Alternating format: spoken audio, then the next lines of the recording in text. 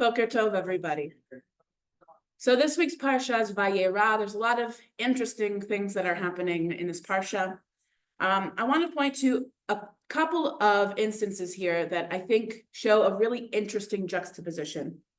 So we have in this parsha, we have the destruction of Sodom and Gomorrah. And God warns Abraham of this impending destruction. And Abraham argues with God. I think this is a very interesting point because we see here also not just a juxtaposition between what happens later, but this is also a juxtaposition between Abraham and Noah, right? Noah, a couple of weeks ago in the portion was a righteous man in his generation. But when that impending destruction of the flood came, Noah never argued. Noah never argued with God. He just built the ark, he saved his family, and that, that was a good thing in its time. Here, Abraham is arguing with God, hey, what if there are righteous people in these cities? I know that there are bad people here. I know they're doing bad things, but there could be some good people hidden here. What if there are 50? What if there are 40, 30, 10? There are 10 people in the city, maybe you won't destroy them, right? So I think that's an interesting point because up until this point, we don't see anyone arguing with God, right? We just see following God's instructions. And I think what's interesting here is not just this, but then, of course, one of the main events of this parsha is the binding of Isaac.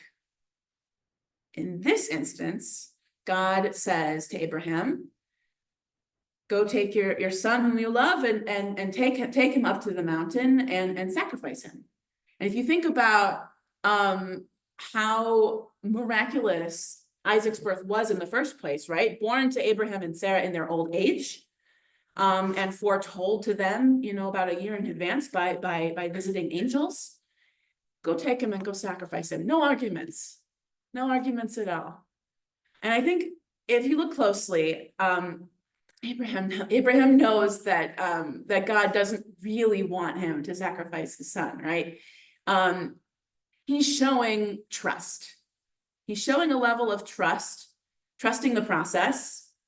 And of course, it does turn out, of course, he's not going to sacrifice his son. There's a ram, sacrifice that instead. But it's the process, trusting the process, and that it will lead to ultimately a good result. And here, after this moment, is when Abraham is promised to be a patriarch of a mighty nation, right?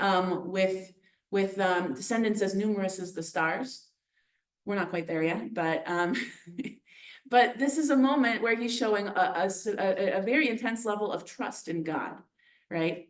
And it's more than just faith; it's trust. So here you have arguing. We argue with God. We're supposed to take Abraham's example. There are moments where we should argue with each other, with God, with anything, standing up for people who need us to stand up for them, right?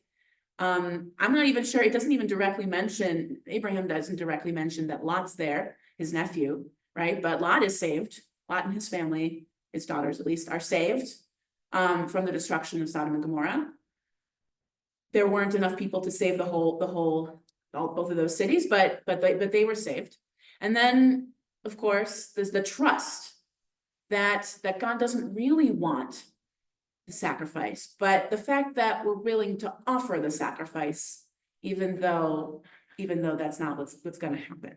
So here we have this balance, right? Arguing and trust. And I think both of those things are very intrinsic to who we are as Jews.